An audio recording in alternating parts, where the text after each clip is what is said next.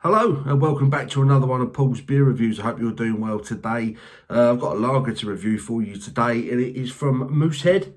It's quite simply their Moosehead lager. This is coming in at 5% ABV. Let's a proper look at the label. Moosehead Canadian lager. Union made, trademark.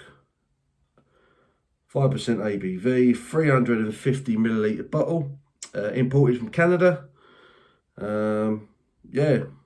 Simple design. There is the bottle cap with the Moosehead Brewery.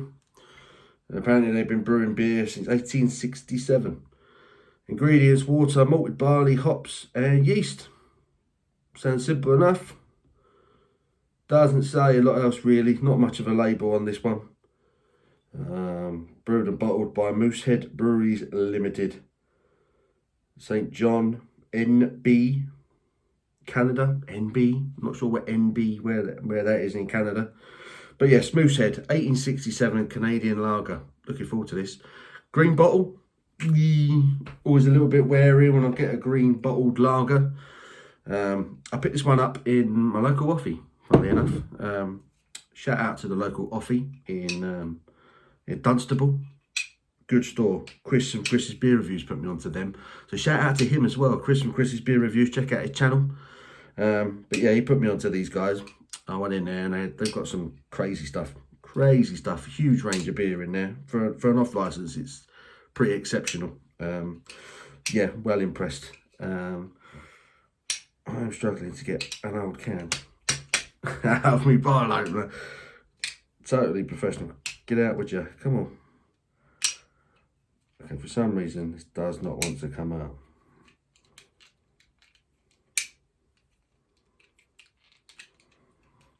It's actually getting a bit awkward now.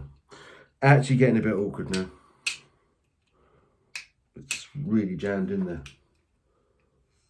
Oh, there you go. Christ almighty. Right. Bloody thing. This thing is on its way out, that's for sure. Right, we finally got it off. There is a slightly skunky aroma on the opening to that, I'm afraid to say. Hoping that doesn't hang around.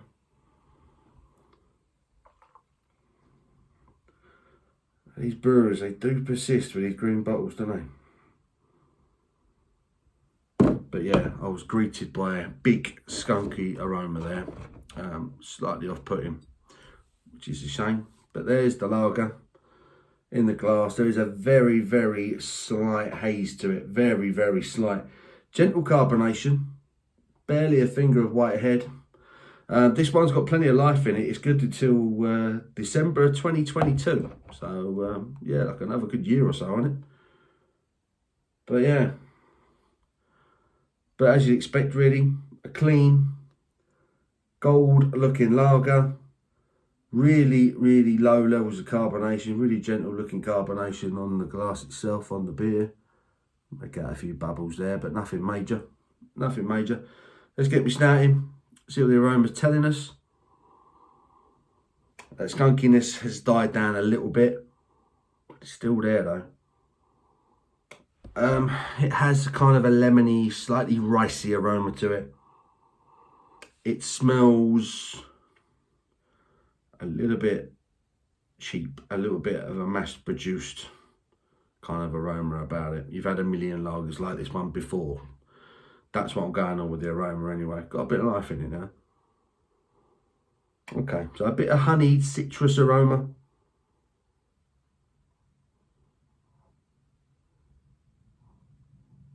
I'm getting a bit of sort of the malty, a bit of a sweet sort of wholemeal bready, sort of malty aroma coming through. It's getting better. The aroma's developing the longer it sits in the glass. I've kind of given it a bit of a shake and woken it up a little bit. I know the head's not going to hang around for long, but at least it's actually got one now. Okay. Yeah. Honey, citrus.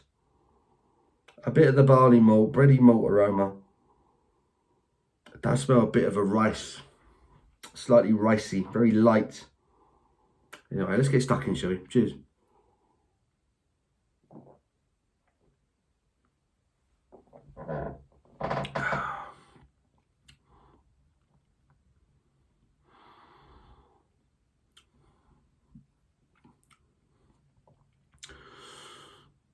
Big carbonation rush, as you'd expect from a lager,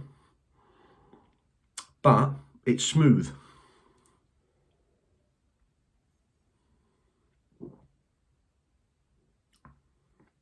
That subtle honeyed sweetness, that honeyed lemon. It's like grassy notes. But it is bready. I spoke about like a sort of a soft, sort of sweet, bready, wholemeal, malty aroma. And it comes through on the flavour. It's got quite a bready, malty taste to it too.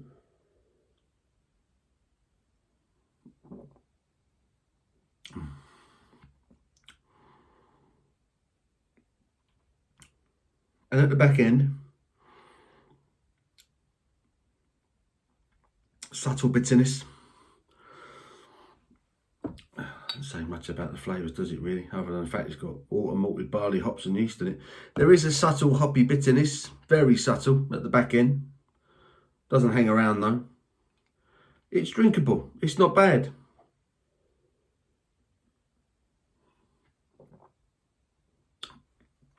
I do like the malty character to it. That's quite nice. Like I say, when I cracked the bottle, I got a big skunky aroma. Skunky and ricey. It smelt like a cheap mass-produced lager. And then when it sort of developed and opened up in the glass, it's become a better beer. I think it's become what it's actually meant to be. I'm not sure how long it's been sort of sat on the shelf for, but I say it's got a lot of life in it still. Yeah. Best before was a year off. It's a grower, this beer on me.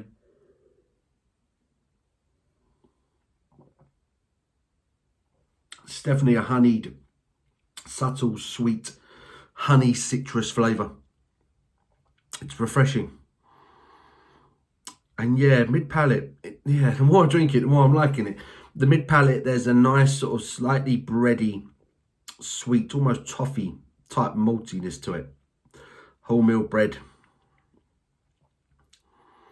And that carries through to the finish. The malty character, for me, is definitely the most prominent part of this beer. That hoppy bitterness that I spoke of, it's a blink and you miss it.